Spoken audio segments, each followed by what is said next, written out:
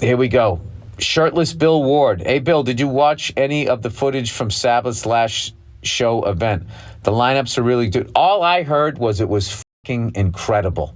That's all I heard. And it was a bunch of like the most hardcore Sabbath fans ever losing their minds, crying and all of that. Like crying was totally acceptable because that's all I saw was people crying. Which is fucking great though, that people got to say goodbye and like really how much people love Sabbath, what they meant to so many musicians, and then also how much everybody fucking loves Ozzy, and watching him, where he is right now in his life. It's sad, but God knows, nobody had more fun than that guy. All right, the lineups were really good, and I think they did a great job of honoring the band. The highlight for me was seeing a 76-year-old shirtless Bill Ward sludge his way through 50-year-old songs. I don't hear you talk about Sabbath too much, but assuming you're a fan, were you into Ozzy's solo stuff during your hair band heyday? Yeah, I got to be honest with you. I was afraid of that shit. Like, I was more like, it took me a minute, like, Ozzy he was in a crazy period. Like, I don't know, because that was back then where, like, I was young. I was like 12 or 13 when that shit came out. And it was kind of like, wait, are these guys really into the devil?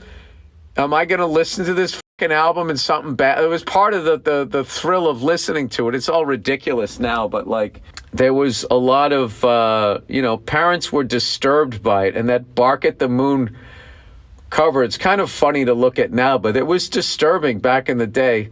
I was, when I finally got into Ozzy, it was actually the Ultimate Sin album. And then I went backward. And then I got into Bark at the Moon and all of that's the Randy Rhoads stuff. What did he play on that one? I know he made I always get confused with that. I was more like AC/DC, but I did love Ozzy and I did love Sabbath. But for whatever reason, the bigger kids in my neighborhood were more into like AC/DC and Van Halen. So I discovered a lot of Black Sabbath and Ozzy stuff through Jim Norton and Jim Florentine, the two Jersey Jims. Like Jim Florentine, Electric Funeral. I mean, you're kidding me? It's unbelievable. So I was like, all right. So they used to tell me about that. And then I got a number of times I've gotten really into Randy Rhoads. And then I go on YouTube and I try to play along to songs. And it's just like the stretching I have to do between the index and pinky finger. I get really frustrated. And I immediately go back to Malcolm Young.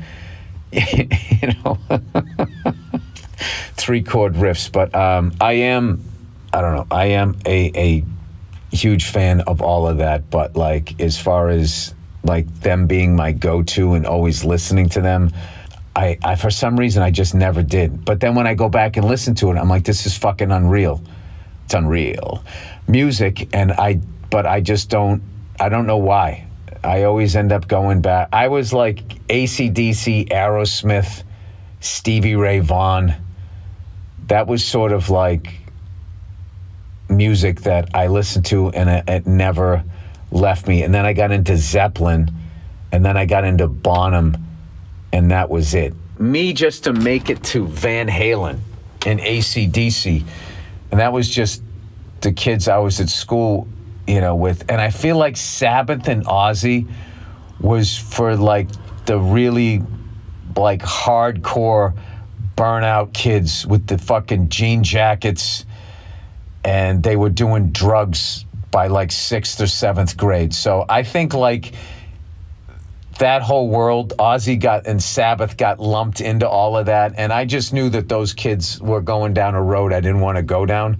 And I was more into sports. So I think after getting into Van Halen and AC/DC and all that, instead of making a left into Ozzy and Sabbath, I went right into fucking, Motley Crue, Guns N' Roses, Cinderella, Tesla. I was doing that.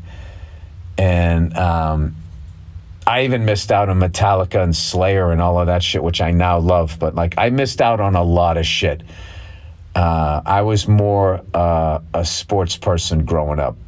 So that's why I can talk in depth about like anything 80s sports related, because that was mainly what I was doing. So yeah, I didn't, I'm not going to sit here now that they just retired and act like I was. I mean, I know how important they are and I know how amazing they are, but like those formative years, so you always go back to that music. They were not on my playlist until, like I said, when I met Florentine and Jim Norton. They're the ones that got me into it. There was one album that Norton told me to get, and it actually fucking scared me when I listened to it. That one where Ozzy's going to hell, and he's going, "Oh no, God, please help me." It was just like, what is this something? Oh my God. It was just like, what the fuck? All the years of going to church and the priest tried to scare me about being on the straight and narrow. What they should have done instead of giving a homily is play whatever that fucking song was, because that song really freaked me out. But I will tell you, over the years, one of my favorite Sabbath performance, I believe that they are in Paris or something like that. Speaking of Bill Ward, and they're playing live and they sound unbelievable. And Bill Ward is absolutely beating the shit out of his drum kit. He's just beating the shit out of it. He's not even playing the drums. It was like he was trying to break or destroy the kit. It's one of the hardest I've ever seen anybody go. But anyway, I'm happy for all the Sabbath fans that got to watch that and send them off the right way.